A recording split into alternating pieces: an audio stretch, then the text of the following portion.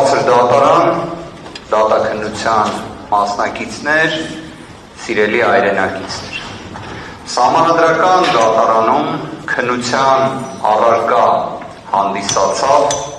Հայաստանի Հանրապետության 2026 թվականի ազգային ժողովի ընտրությունների արդյունքները։ Դրա շրջանակներում ընդունված որոշումը,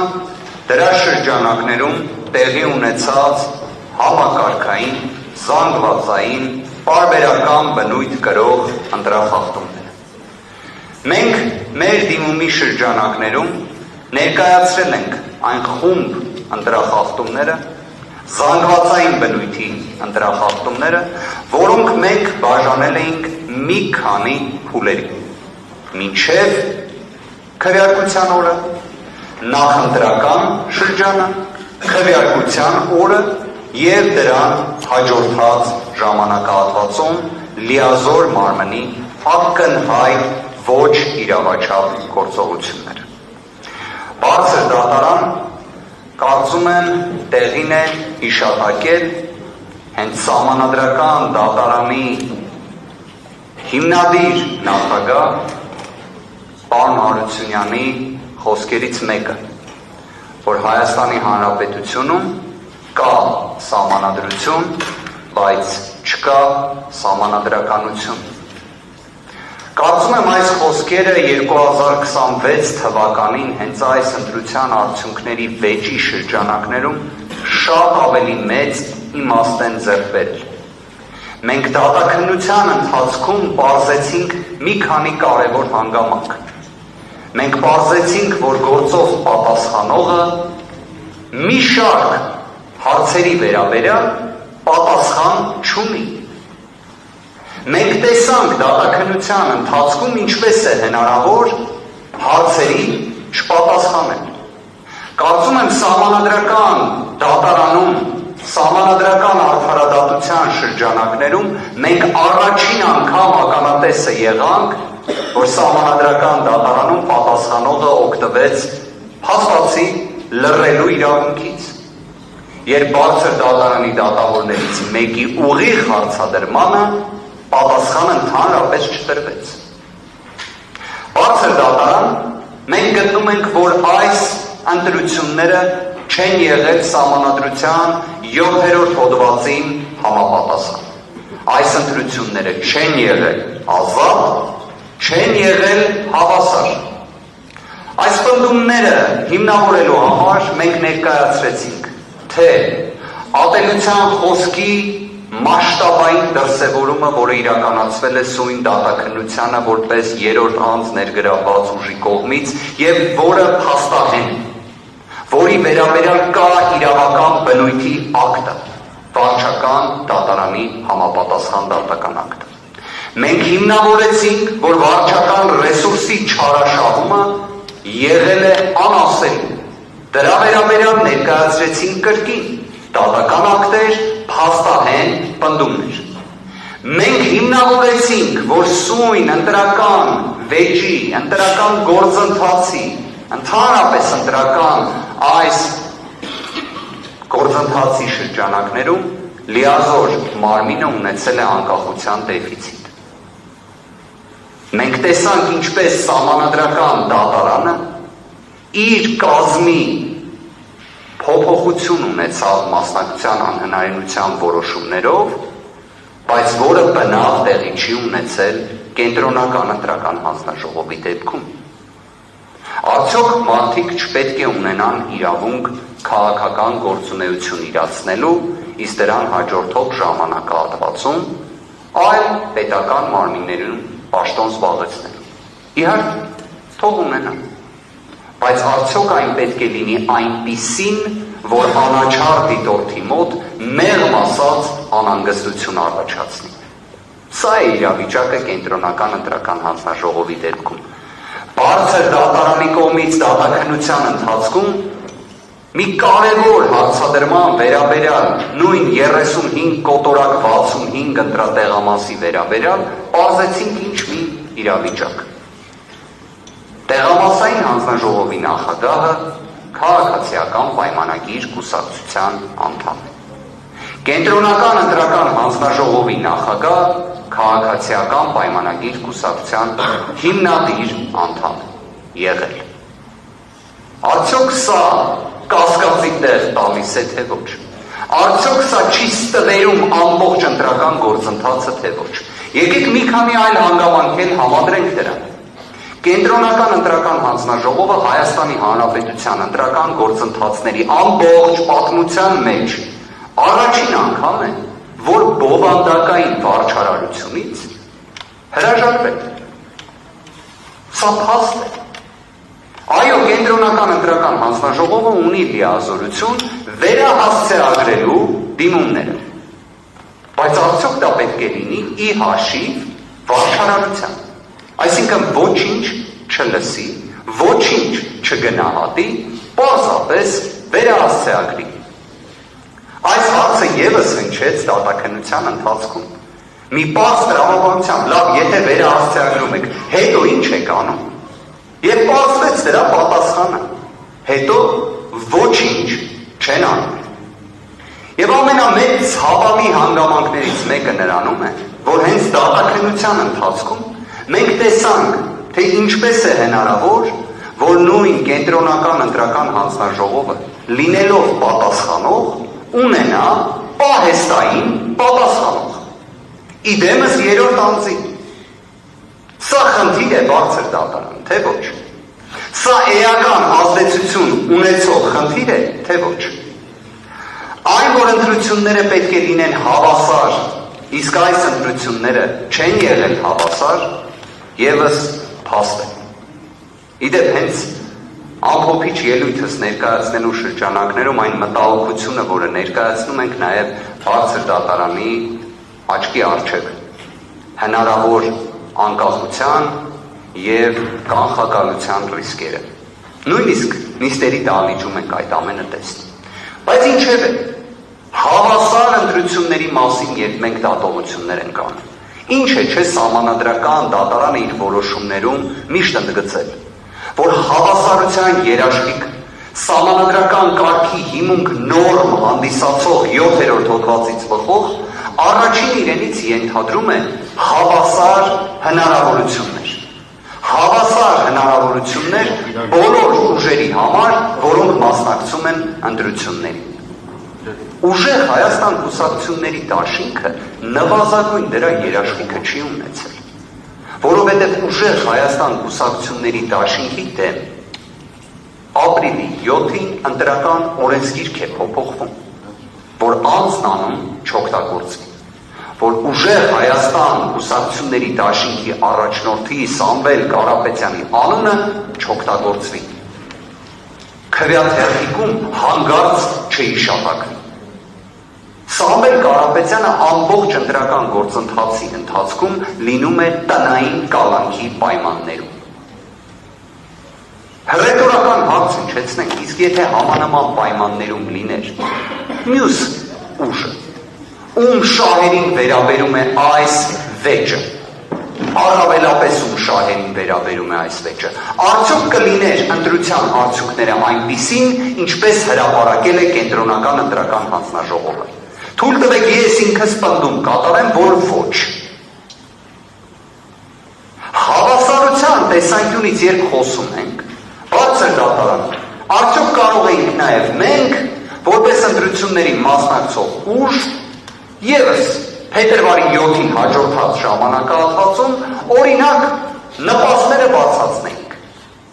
Կարող ենք, թե ոչ։ Թե դրա մենաշնորհը պատկանում էր մեկ կուսակցության։ Պատասխանը ակնհայտ է։ Այն պատկանել է միայն քաղաքացիական պայմանագրին, որովհետև փետրվարի 7-ին հաջորդած ժամանակահատվածում Հայաստանի Հանրապետությունում կենսաթոշակները բարձրանում են 10,000 դրամով, եւ դա իբրև ներկայացվում է մի գործողություն, որ ոչ մի կապ չուներ քաղաքական իրադարձությունների հետ։ Բայց եթե նման կապ չուներ բարձր դատարան, խնդրում եմ այս հանգամանքի շուրջ իսկապես խորհել։ Ինչի համար է 2025 թվականի դեկտեմբերին այդ նույն կուսակցության առաջնորդը ազգային ժողովի ամբիոնից հենց որպես վարչապետ հայտարարում, որ դրա կարիքը չկա։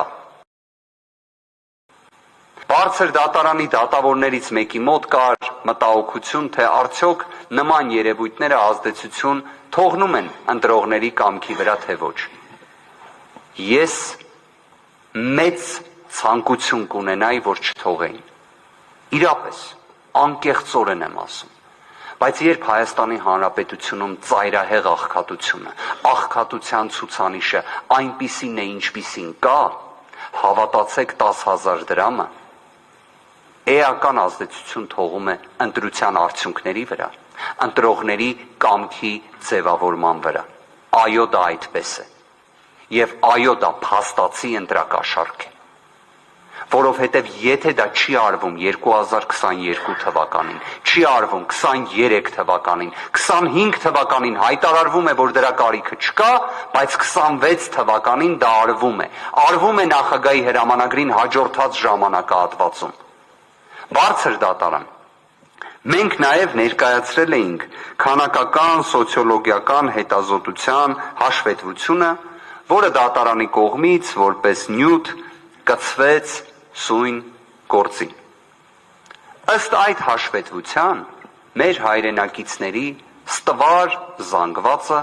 նշված ռեֆորմը ընկալել է հենց քաղաքացիական պայմանագիր կուսակցության հետ։ Եվ ամբողջ խնդիրը ինչումն է, որ այդպես չպետք է լիներ, որովհետև Հայաստանում ընտրությունները պետք է լինեին հավասարության պայմաններում, բայց ինչպես դրանից ակնհայտորեն հետևում է, այդպես չի եղել։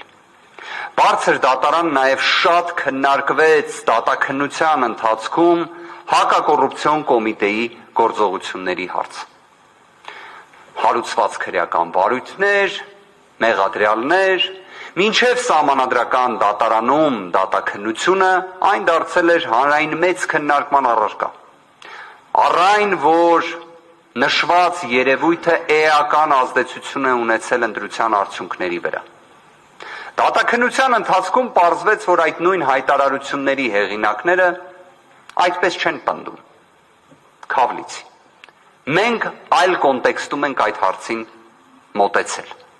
Մենք մոտեցել ենք այն կոնտեքստում, որ նշվածը դասական իմաստով սև PR-ի գործիք է հանդիսացել։ Օրինակ, հակակոռուպցիոն կոմիտեն կամ դատախազությունը բնավ չէին խոսելու նրա մասին, թե այդ նույն քրեական վարույթների, կալանքի միջնորդությունների ինչ մեծ զանգված հիմնավոր կասկածի բացակայությամբ մերժվել է։ Բայց դրա մասին հաղորդագրություն չի տարածվել։ Դատաքննության ընթացքում մենք ապացուցեցինք, ինչպես է հնարավոր մեկ անձի վերաբերյալ հրապարակել ձայնագրություն, վերագրել մեղադրանք, վերագրել դրվագներ, այնուհետև դրվագներից մեկը ընդհանրապես կարճվում է, մի մասով քննությունը շարունակվում է, բայց դրա մասին մեր հայրենակիցները չեն իմանում։ Բացասական նստվածքը մնում է։ Ըստ այդ նույն հետազոտության, որը մենք ներկայացրել ենք բարձր դատարանին, մեր հայրենակիցների 21%-ը լսելով այդ ձայնագրությունները չեն տվել իրենց քվեն ընդդիմադիր հայացքներ ունեցող ուժերի։ Ինչ ազդեցություն է հետևաբար այս ամենը ունեցել։ Մեղմ ասած բարձր դատարան էական։ Հակակոռուպցիոն կոմիտեն ինչի համար պետք է ներքաշվեր քաղաքական գործընթացների մեջ։ Ինչի համար։ Որն էր դրա հավելյալ արժեքը։ Որն էր դրա անհրաժեշտությունը։ Խնդիրը կանխարգելումն է միանշանակ ողջունելի գործողությունը։ Բայց բարձր դատարան, եթե դուք ժամանակ գտնեք եւ 1 րոպե տրամադրեք այդ ձայնագրությունները լսելուն, դուք կտեսնեք այդտեղ կանխարգելման մասին չի խոսքը։ Այնտեղ կա թիրախավորում, այնտեղ կա անհարկի ընդգծում, այնտեղ կա շեշտադրումներ, այնտեղ կա միջամտություն քաղաքական գործունեությանը։ Դա ինչ կապ ունի հակակոռուպցիոն կոմիտեի հետ։ Մենք դատաքննության ընթացքում ունեցանք հարց ու պատասխան, որտեղ հնչում էր վարկած, թե եթե չնշվեին անունները կուսակցությունների, դա ճիշտ կլիներ, թե ոչ։ Եվ իբրև ընտրություններին մասնակցող այլ ուժերը արդյոք դրա բացասական հետևանքները ստիպված չէին լինի կրել, որտեղ իբրև դա կարող էր վերաբերել նաև իրենց, այսինքն նման հնարավոր վարկած կարող էր լինել։ Այսինքն եթե ընտրական օրենսգիրքը դա արգելում է, մենք էլ ինչն ենք քննարկում։ ԿԸՀ նախագահի կողմից հասցեագրված գրությունը դրա մասին էր, որտեղ այո, ընտրական օրենսգիրքը դա արգելում է, բայց հակակոռուպցիոն կոմիտեն անտեսեց այդ գրությունը։ Բայց քանի որ նաև նույն կենտրոնական ընտրական հանձնաժողովի անկախության դեֆիցիտ ունենք, բնական է, որ կենտրոնական ընտրական հանձնաժողովը հետևողական չէր լինելու այդ հարցում։ Սա բնական է։ Բարձր դատարան այն հնարավոր խնդիրները, որոնք մենք ներկայացրեցինք նույն ընտրական տեղամասերում մեր կողմից վարչական դատարան բողոքարկումների, նույն օրինակ ընտրական տեղամասերում արձանագրված խախտումների, դրանցից յուրաքանչյուրի և կումուլատիվ դիտարկելով հանրագումարային իրավիճակը ևս էական ազդեցություն ունի ընտրության արդյունքների վրա։ Խնդրում եմ հաշվի առնել, մենք խոսում ենք այնպիսի ընտրության արդյունքների մասին, որտեղ որևէ մեկ ուժ 50%-ից ավելի ձայն հանրության վստահության քվե չի ստացել։ Հետևաբար նույնիսկ թվով 10, թվով 20 ընտրական տեղամասերի արդյունքների վերանայումը կամ վերաքվեարկությունը էական ազդեցություն կարող է ունենալ։ Բարձր դատարան, ես իսկապես խնդրում եմ նաև, որ խորհրդակցական սենյակում, երբ քննության առարկա հանդիսանա այս ընտրության արդյունքներով վեճը, դուք դիտարկեք հնարավորությունը, որ իսկապես երբ իշխանությունը պատկանում է ժողովրդին, ժողովրդի իշխանության իրացումը իր արդյունքի տեսքով չլինի փոշու հաշվին։ Ձայների փոշին չի, որ որոշում է, թե ով պետք է լինի իշխանություն։ Իդեպ այս դատաքննության ընթացքում հետաքրքիր հանգամանքներ նաև նկատվեցին, երբ անձինք, որոնք տարիներ ի վեր քննադատել են այս ընտրական օրենսգիրքը, որոնք հանդիսացել են այս ընտրական օրենսգրքի դեմ մարտիկներ, բազմաթիվ բողոքներ են ներկայացրել, հանդես էին գալիս այս ընտրական օրենսգիրքը պաշտպանողների դիրքերից։ Իսկապես դա զարմանալի էր, բայց մի քանի հանգամանք էլ նշենք այդ մասով։ Երբ ընտրական օրենսգրքով նախատեսվել էր, որ ցուցակները ընտրություններին մասնակցած անձանց պետք է հրապարակվեն որպես վերիֆիկացիոն մի նոր մեխանիզմ կամ լրացուցիչ գործիք, այն հիմնականում վերաբերում էր արտասահմանում գտնվող մեր հայրենակիցներին, հնարավոր այն դեպքերին, որ իրենց փոխարեն հնարավոր է մեկը քվեարկել է։ Բարձր դատարան մի կարևոր բացահայտում անը։ Այլևս նշված ցուցակները Հայաստանի Հանրապետությունից դուրս որևէ մեկը չի կարող ներբեռնել և ծանոթանալ դրանց։ Այլևս այն միայն Հայաստանի Հանրապետությունում է հնարավոր դիտարկել։ Սա լավ է, թե վատ է։ Կարծում եմ վատ է, որովհետև պարզապես իմաստազրկել է նշված գործիքը։ Բարձր դատարան, մենք դատաքննության ընթացքում բարձրաձայնել էինք 80,000 չաշխատող անձնագրերի խնդիրը։ Մենք բարձրաձայնել էինք ոչ հրապարակային ցուցակներում շուրջ 17,000 հայրենակիցների քվեարկության խնդիրները։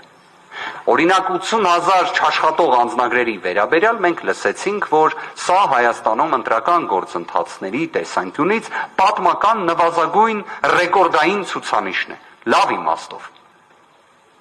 Իսկ կարող էր նույն այդ պատմական ռեկորդային ցուցանիշը հասներ 10,000-ի։ Կարող էր, թե ոչ։ Ինչն էր դրա համար պետք, այսինքն պետական կամքը թող լիներ,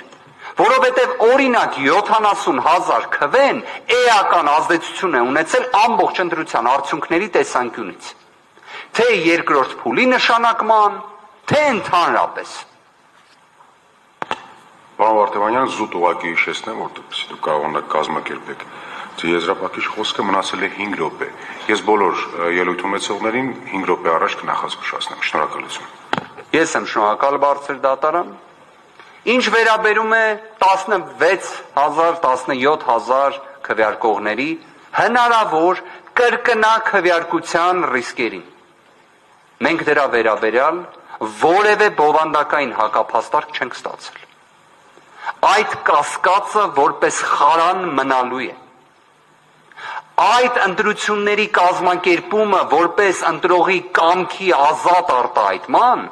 միջոց որպես խարան մնալու է, եւ ես սա ցավով եմ ասում։ Որովհետև եթե մենք խոսում ենք ընտրողի կամքի ազատ արտահայտման մասին, դա պետք է լինի եւ ընտրական տեղամասում, եւ մինչ ընտրական տեղամասը։ Եթե անձին քվեարկության պրոցեսին մասնակից դարձնելը լինում է նման համակարգային կազմակերպված գործողությունների արդյունքում, մենք այդտեղ կամքի ազատ արտահայտում չենք ունենալու։ Իսկ կրկին այն մտահոգությունը, որը մենք ընդգծել էինք, մենք դրա փարատում չենք ստացել։ Հետևաբար չստանալն էլ իրենից ենթադրում է սահմանադրության 7-րդ հոդվածի տեսանկյունից անհամատեղելի իրավիճակ։ Բարձր դատարան, մենք նաև այս ընտրությունները իսկապես պետք է արձանագրենք որպես Հայաստանում կուսակցապետության հիմնարար մշակույթի ձևավորման մի ճանապարհ։ 90% անձանց պետական պաշտոնյաներ, նախընտրական ցուցակ, դրա շրջանակներում պետական վարչական բոլոր լծակների օգտագործում եւ այդ ամենը պետք է ներկայացվի իբրև հավասար ընտրությունների օրինակ, չի կարող այդպես լինել։ Մենք տեսել ենք այս ընտրությունների շրջանակներում, թե ինչ է տեղի ունեցել Բարգավաճ Հայաստան կուսակցության նկատմամբ։ Երբ նույն պատասխանողը օգտվեց իր լռելու իրավունքից հենց այդ հարցադրման շրջանակներում, որովհետև իրենք գիտեն, որ պարտավոր էին անել վերաքվեարկություն, որովհետև եթե իրենք հարգում են վարչական դատարանի վճիռը, պարտավոր էին այն հարգել մինչև վերջ, ստիպված լինելով անել վերաքվեարկություն, չեն արել։ Բարձր դատարան, սահմանադրությունը նախատեսում է, որ սահմանադրական դատարանը լուծում է ազգային ժողովի ընտրությունների արդյունքներով ընդունված որոշումների վերաբերյալ վեճերը։ Սահմանադրական դատարանը վերիշխանական մարմին է։ Այո, սահմանադրական դատարանի նկատմամբ լինի ճնշումը, լինի սկեպտիցիզմը, լինի օպտիմիզմի դեֆիցիտը, այդ ամենը իհարկե եւս կումուլատիվ էֆեկտ ունի, հատկապես երբ մենք դատաքննություն ենք ունենում ինտենսիվ աշխատանքային ծանրաբեռնվածությամբ եւ այդ ընթացքում քաղաքացիական պայմանագիր կուսակցությունը իրենց պաշտոններն է որոշում։ Իմանալով հանդերձ, որ նույն այդ որոշումները պարզապես կարող են ունենալ 0 արժեք, եթե սահմանադրական դատարանը որոշում է ընտրության արդյունքները ճանաչել անբավեր, նշանակել երկրորդ փուլ կամ սահմանել մանդատների բաշխման նոր կարգ։ Սա արդյոք բացասական կարող է ազդել, այո, կարող է ազդել։ Բայց սահմանադրական դատարանը վերիշխանական մարմին է։ Կարող է լինել այդպիսին, պետք է լինի այդպիսին։ Բարձր դատարան, մենք գտնում ենք, որ մեր դիմումի շրջանակներում ներկայացված ընտրախախտումները եղել են զանգվածային, եղել են համակարգային եւ բավարար են, որ սահմանադրական դատարանը պատասխանողի ընդունած որոշումը ճանաչի անվավեր։ Իսկ բխող հետևանքները թող որոշի բարձր դատարանը։ Շնորհակալություն, պարոն Վարդևանյան։ Եզրափակիչ խոսքի համար խոսափողի մոտ հրավիրվում միասնության թևեր։